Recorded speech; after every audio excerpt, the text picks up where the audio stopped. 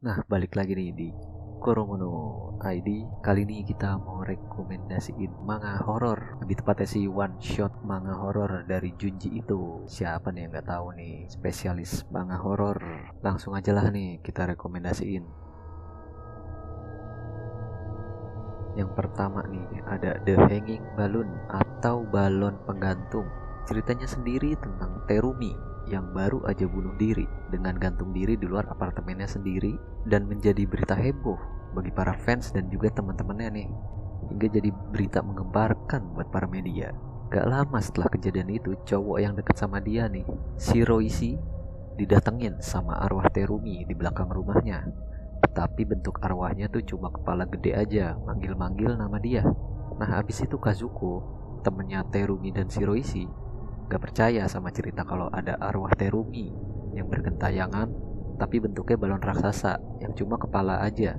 Walaupun udah banyak orang sekitar rumah mereka ngelihat arwahnya itu. Suatu malam pun Kazuko ditelepon sama Shiroishi buat datang ke kuil dekat rumahnya buat ngelihat hantu Terumi ini. Pas sampai di TKP, Kazuko pun ngelihat Shiroishi udah di atas pohon sambil manggil-manggil Terumi. Ternyata ada balonnya Shiroishi yang ngegantung dia sendiri, dan balon Shiroishi sama Terumi akhirnya ciuman. Gak sampai di situ nih ceritanya. Ternyata tiba-tiba muncul balon-balon penggantung yang ngejar pemilik wajah orang-orang daerah itu tanpa terkecuali Kazuko nih. Baiknya sih baca sendiri deh biar gak spoiler, karena ceritanya sendiri sih cukup kacau nih. Terus yang kedua ada Mountain of Gods, Precipice of the Unknown. Kalau ini ceritanya tentang orang-orang yang suka hiking nih.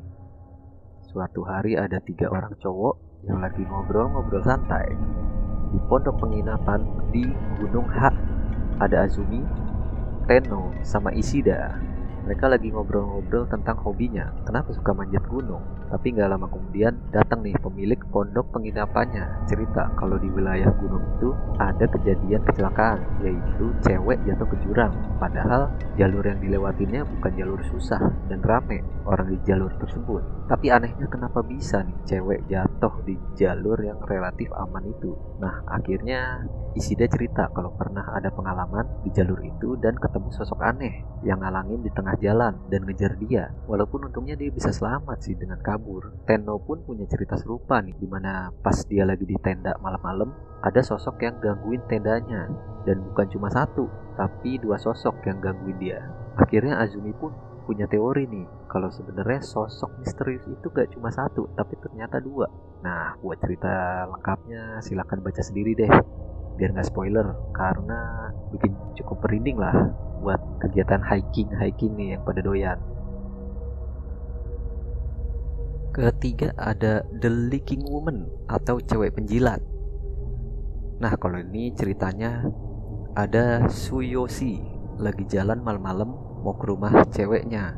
Tapi di jalan dia ketemu cewek yang wujudnya serem dan secara mengagetkan ngejilat dia.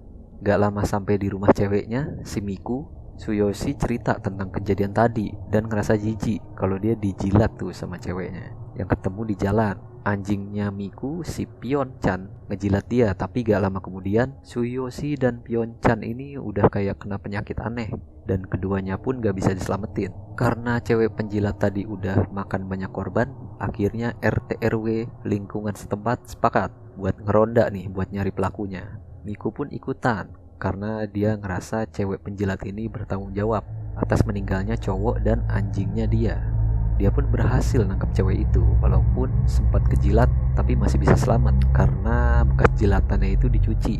Buat cerita lengkapnya baca sendiri deh biar gak penasaran, karena cukup jijik emang kalau main jilat-jilatan begini. Yang keempat ada Enigma of Amigara Fault. Kalau ini ceritanya agak sadis nih, tentang gempa bumi di Amigara. Setelah gempa bumi tadi, muncul tuh lubang-lubang di bukit yang bentuknya menyerupai orang atau manusia, dan jadi berita menggemparkan nih. Karena penasaran, akhirnya Owaki mau ngecek langsung nih ke tempat lubang-lubang itu, dan OTW ke sana dia ketemu sama cewek namanya Yoshida Akhirnya mereka berdua jalan bareng lah ke sana. Pas sampai di lokasi pun ternyata mereka kaget. Bentuknya tuh persis manusia dan udah rame juga orang di lokasi itu yang penasaran. Bahkan ada peneliti yang mau tahu juga kok bisa ada lubang yang bentuknya mirip banget sama manusia, dan setelah dicek lubang itu juga kayaknya dalam banget. Akhirnya Yoshida pun cerita ke Waki kalau dia datang tuh sebenarnya karena ngeliat lubang yang bentuknya mirip sama Yoshida sendiri, dan dia ngerasa kalau lubang itu manggil-manggil dia buat datang. Gak lama ada cowok nih yang dengar obrolannya dia, terus dia bilang kalau dia juga datang ke situ karena alasan yang sama dengan Yoshida, dan dia udah nemuin tuh lubangnya sendiri. Gak pakai lama cowok itu pun langsung masuk tuh lubangnya sendiri, dan habis itu gak keluar lagi.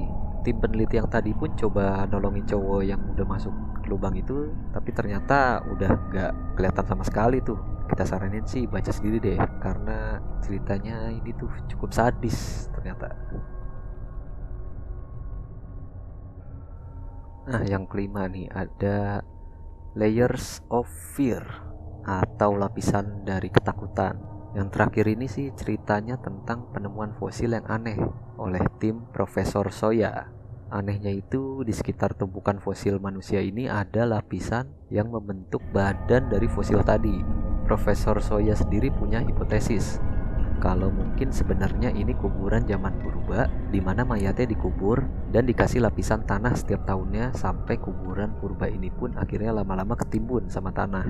Nah, setelah 21 tahun berlalu habis penemuan makam purba itu, keluarganya Profesor Soya yang baru aja pulang habis peringatan kematian 13 tahun Profesor Soya sendiri, istrinya ini diceritain sayang banget sama anak keduanya, si Remi, dan sangat manjain dia. Kakaknya si Remi ini, Narumi, cemburu nih, kok adiknya disayang banget sama ibunya, dan digas balik lah sama ibunya. Karena Remi itu punya bakat jadi orang terkenal, makanya dari kecil perhatian ibunya tuh ke Remi doang, dan bodo amat tuh sama Narumi. Karena pertengkaran di mobil ini, si Narumi yang lagi nyetir jadi gak fokus dan kecelakaan tuh mereka. Sialnya lagi si Remi tuh kena besi yang bikin mukanya sobek. Tapi setelah di rumah sakit ternyata di dalam mukanya ada muka lagi. Pas dicek pun sama dokter, ternyata kasus ini aneh banget. Ternyata si Remi gak punya organ dalam tubuhnya dan hanya ada lapisan mirip fosil manusia yang ditemuin sama bapaknya, Profesor Soya yang tadi.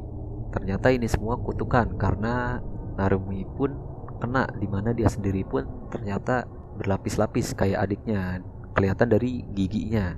Akhirnya mereka pun pulang ke rumah dan ibunya yang sangat manjain Remi ini pengen manjain lagi dia ketika kecil. Buat kelanjutan ceritanya sih karena cukup sadis dan serem nih, terbaik lah kalau yang cerita terakhir ini. Silahkan baca sendiri deh biar gak spoiler. Nah, itu dia tadi tuh 5 one shot manga atau cerita pendek horor dari Junji Ito. Yang mana nih kesukaan kalian nih?